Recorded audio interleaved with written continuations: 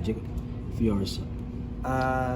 Excited ako dito sa bagong project namin na The Borrowed Life. Siyempre, pinagbibidahan ni Ella Cruz, Phoebe Walker, siyempre ako din nandito. So, story ng konting background about the story. Yung role ko dito, ako si Sebastian, isang actor, model.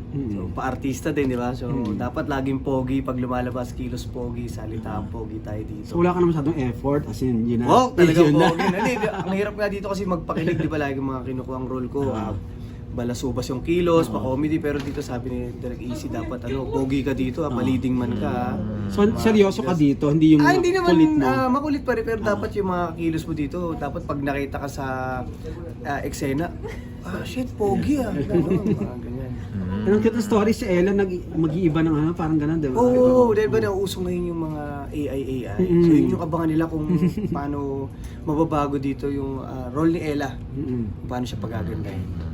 And first VMB mo ba? Yes, first BMB. Siyempre, congratulations sa Viva dahil sa BMB na bagong platform para sa atin, sa amin din bilang mga artista. Siyempre, ibang way yung pag-shoot nito, di ba? Nag-adjust ka ba? Paano ka nag-adjust? Nag-adjust kami kasi yung Vertical. pag-shot dito vertical na, so sobrang Super close. dikit. Yeah. Yung kulang na lang, i-kiss mo yung co-actor mo. Eksena. Pag ginawa mo yung uso, magdidikit na kayo eh. Hindi Kaya ko ma-imagine nakailang beses kami na yung pinagsasabihan ng director na dikit, compress, kasi nga mawawala ka sa frame. So yun yung First time mo mag-vertical, Nico?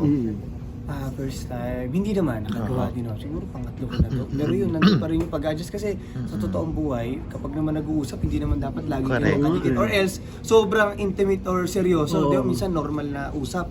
Medyo Layo. Dito, magdaya na sila dapat magkadikit kami.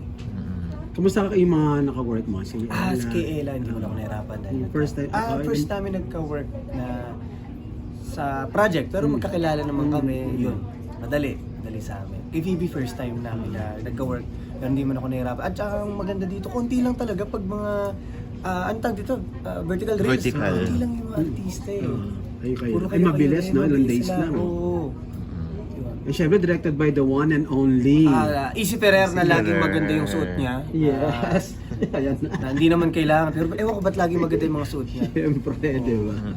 So, invite... Maayos po. Happy at siyempre happy rin dahil may mga trabaho ginagawa.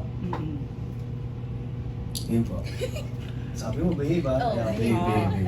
Hindi kasi doon sa trailer parang pamati ni Idol, Yun pa nga po. heartthrob. Nung nabasa ko yung script, saka sinabi dapat daw, paliding man ka dito, first time kong makakuha ng project na pinag-aagawan eh. Kasi yung mga role na nakukuha ko, support, tapos kung bida man, balahura yung mga kilos, pa-comedy. Dito yung boses talagang, pwede ba kita i-mic? Nakikilis ako eh, no? Pero happy ako na ma-experience yung ganitong role talaga. So, kamusta naman ka trabaho si Ella? First time Phoebe. namin, first time namin magka-work sa taping, pero nagka-work na kami ni Ella sa labas, sa mga show. Okay kasi hindi sila spoon feeding. Talaga kaming mga artista, kaya nadalian din kami. Talaga. Sa lahat ng eksena. Si Phoebe.